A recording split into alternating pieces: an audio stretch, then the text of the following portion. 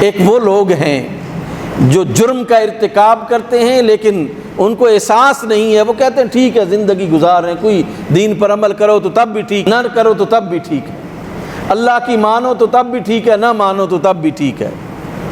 یہاں سے گمراہی کا آغاز ہوتا ہے، یہاں سے تباہی اور بربادی کا آغاز ہوتا ہے۔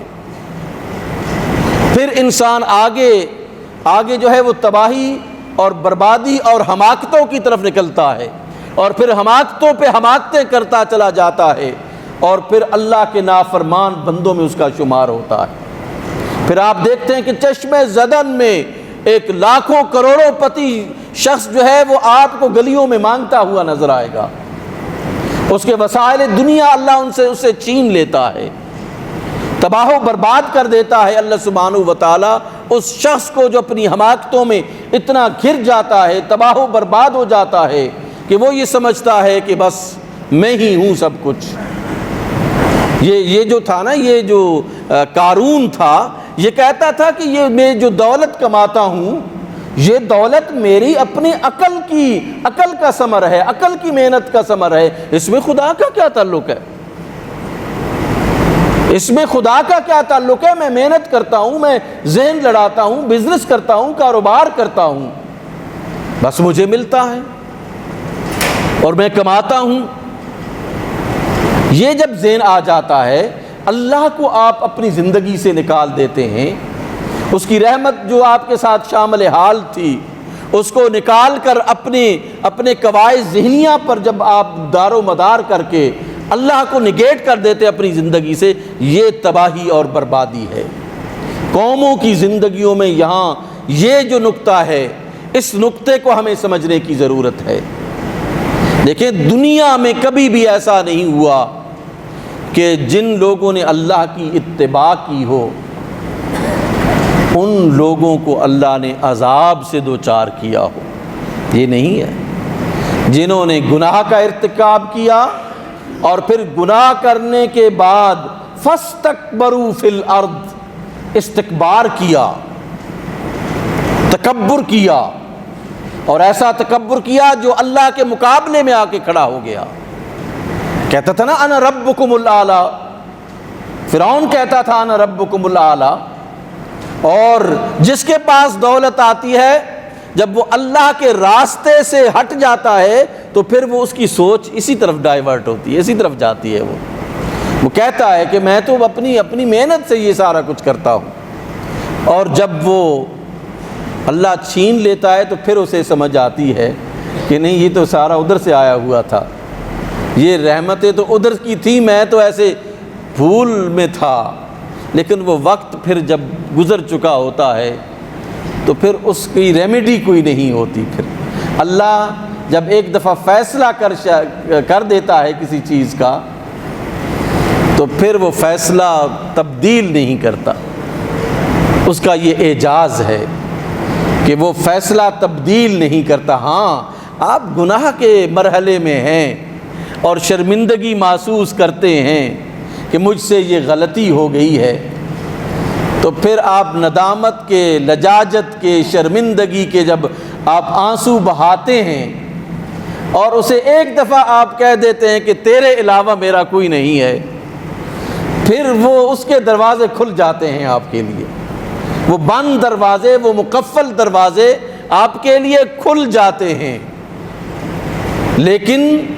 جب آپ اپنے آپ کو انا ربکم الاعلی کے درجے پر لے جائیں یا اس راستے پر آپ گامزن ہو جائیں جو نہ صرف وائیولیشن کا ہے، جو تکبر کا ہے، اس وائیولیشن اور تکبر کے راستے پر جب آپ چلتے ہیں تو پھر آپ کے جو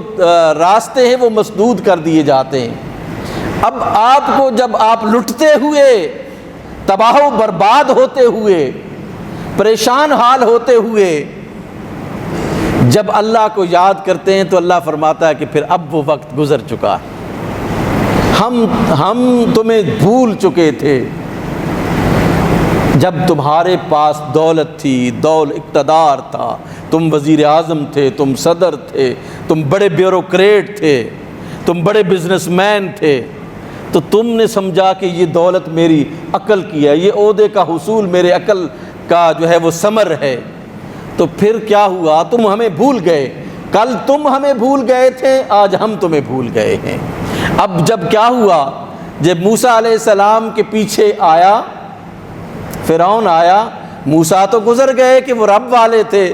بنو اسرائیل تو گزر گئے کہ وہ رب والے تھے، وہ رب کو سجدہ کرتے تھے، یہ تو خود رب کہلاتا تھا اپنے آپ کو اور عوام کو کہتا تھا مجھے سجدہ کرو۔ جب یہ اسی کلزم کے درمیان میں آیا تو دونوں پارٹوں کو اللہ نے جب برابر کرنا شروع کیا، اس نے دیکھا تو کہنے لگا اب میں موسیٰ کے رب پر ایمان لاتا ہوں، اب میں موسیٰ کے رب پر ایمان اللہ نے فرمایا وقت گزر چکا ہے، الآن وقد عصیت قبل وکنت من المفسدین، کہ اب تو کہتا ہے پہلے تو میری نافرمانی کرتا تھا اور فساد بپا کیا ہوا تھا، اپنے آپ کو ایک دوسرا رب سمجھ رہا تھا، اب وہ وقت بند ہو چکا ہے، وہ دروازہ بند ہو چکا ہے تمہارے لیے۔ جب میں نے فیصلہ کر لیا ہے کہ اب میں نے اپنے اس دشمن کو ختم کرنا ہے تو پھر کوئی طاقت تجھے جو ہے وہ مجھ سے بچا نہیں سکتی ہے۔ الآن، اور پھر یہ نہیں کہا فَالْيَوْمَ نُنَجِّيكَ بِبَدَنِكَ لِتَكُونَ لِمَنْ خَلْفَكَ آیَةً، آج ہم اس بحر کلزم سے تمہارے اس جسم کو غرق نہیں کریں گے بلکہ بحر کلزم کو حکم دیں گے کہ اس کو نکال باہر پھینک، اور تا دم زندگی تم جو ہے وہ لوگوں کے سامنے نشان عبرت بننے رہو گے۔ اللہ نے آج بھی فرعون کو نشان عبرت بنایا ہوا ہے لوگوں کے سامنے، جو اس کے مقابلے میں کھڑا ہوتا ہے پھر وہ جتنی وائیولیشن کرتا ہے اتنا پھر وہ ذلیل و رسوا ہوتا ہے۔ اللہ نے فرعون کے اس بدبودار جسم کو زمین بھی جو ہے وہ عطا نہیں کی ہے، زمین بھی اس کو قبول نہیں کرتی، جو اللہ کے مقابلے میں کھڑا ہو جاتا ہے، جو اللہ کے مقابلے میں اپنے آپ کو کھڑا کر لیتا ہے پھر زمین بھی اس کو قبول نہیں کرتی۔ اس لیے اللہ سبحانہ و تعالیٰ کے فیصلے بڑے واضح ہیں۔ یہ جو چھوٹے موٹی چیزیں آتی ہیں نا ہمارے اوپر، یہ ہمیں بتانے کے لیے کہ اوپر کوئی موجود ہے تمہارے، جو تمہارے اس پورے نظام کو جو ہے وہ چلا رہا ہے، اور اگر تم مزید وائیولیشن کرو گے اور اس سے ڈرو گے نہیں تو پھر تباہی اور بربادی تمہارا مقدر بنے گی۔